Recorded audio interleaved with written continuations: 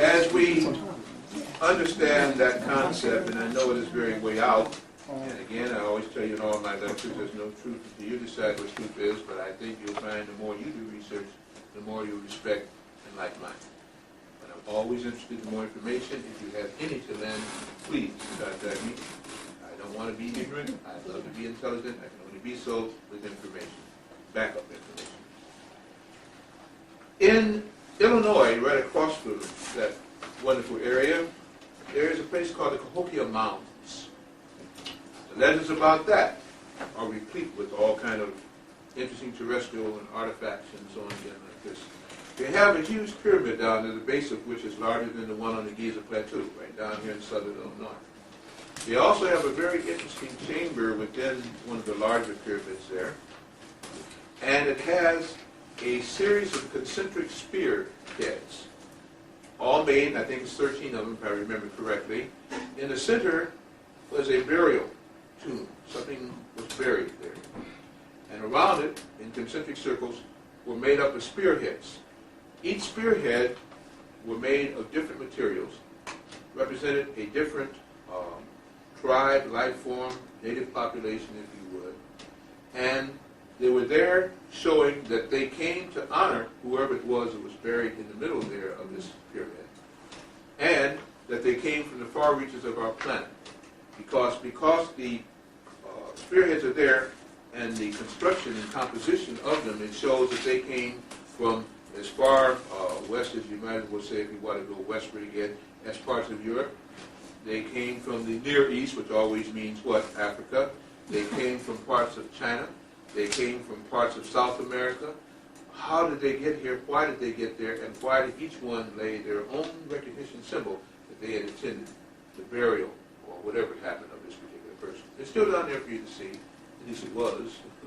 I hope these things continue to be artifacts that can be visited. But who or what was buried there?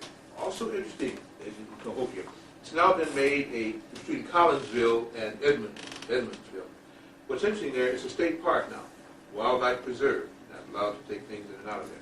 Huge terrain, including many caves. There are all kind of caves, all kind of strange rock formations there, all kind of inscriptions on some of the terracotta that is there. There have been said to have been seen great birds flying in and out of these caves. I don't mean like an eagle or a condor. Huge birds flying about. Some people said, well, the legends of the bird led to legends of UFOs flying without. They've had both. Strange-looking birds, almost like pterodactyls, and lights that seem to fall from the sky and go into some of these huge caves. And some caves, they said, even seem to open up as the lights approach. Strange legends about whooping sounds, they said, made possibly by whooping cranes. And all kind of stories of the Native Americans there about how this was sacred ground. And if you actually climb on the ziggurat, because there's a step pyramid that's down here, if you climb up again, you can begin to look over 3 states from its top. I climbed it, you can see so. This is a wonder right in our own state. Also, you see little indentations and scribings on the stone itself as you climb up. Maybe it didn't say like Kathy loves Mary or John loves Bess or something like this. And very interesting cuneiforms on there if you would. The legends abound in that area, and we have to now branch off into the neighboring state, of course, of Indiana. And that is that who or what built them, how long were they built, and why did they end there? And I say they end there because they are part of what is called the famous Snake Mounds. They go all the way from Pennsylvania across the Ohio Valley, and these mounds of elevated rock and shell, and so in there with this huge pyramid there. Snake mounds seem to wander through 3 or 4 different states, and they've often asked who built them, why did they build them. It looks like almost a big worm that's sprawled over the eastern, northeastern portion of the United States that ends up right there in Cahokia State Park. We now understand that even though some of the Native Americans refer to themselves as Indians, they could not have been Indians. Why? Because Indians came from where? India. Native Americans didn't say they migrated from India, so why did they call them Indians? So that gets to be an easy story solved quickly. Columbus said that they were Indians because he supposedly went to the East Indies, or was it the West Indies, and discovered the Indians, so he named them that. And of course, once he told them that that's what they were, since he was a great white father, they all agreed that they would be called Indians. Believe that history?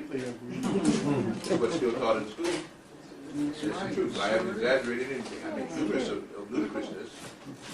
Ignorance I make fun of, but at the same time, that's the story that's still told.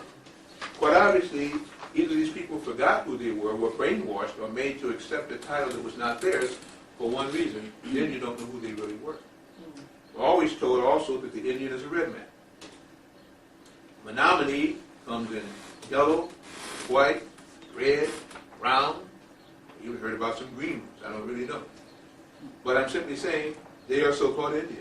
Obviously, Indians is a metaphor conclusively reaching over a people that were here. Now, what have they said about themselves? They've said that one of the great gods came down there, and when he finally left, and they called it a he-she because he was a hermaphrodite, he was neither male nor female, but gave him great instructions, and gave many of the tribes of the nations there great instructions as to how to use these crystals and how to use these energies that were down there to heal with, to do psychic things with, and to state that again that there were more, I guess, things happening here than they realized, and so they gave the god a name, if you would.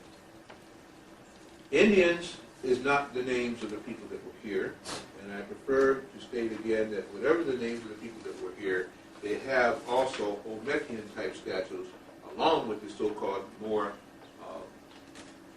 Native American-type facial headgear. They understand also that among the Atomies, among many of the Native Americans, again, there were Negroid-looking peoples. Why do I always refer to this? Because the only thing left out of history is Negroid-looking peoples, except as slaves. And I'm trying to tell you that if the face on Mars is that of a black woman, then surely the Martians didn't just come here for nothing, or people didn't leave here from Africa and go up there and build. As stated many times, all Negroid-looking people did not come from Africa. They came from everywhere on the planet. You're made to look at Africa. Therefore, you don't look at the planet as a scope, and therefore you lose heritage.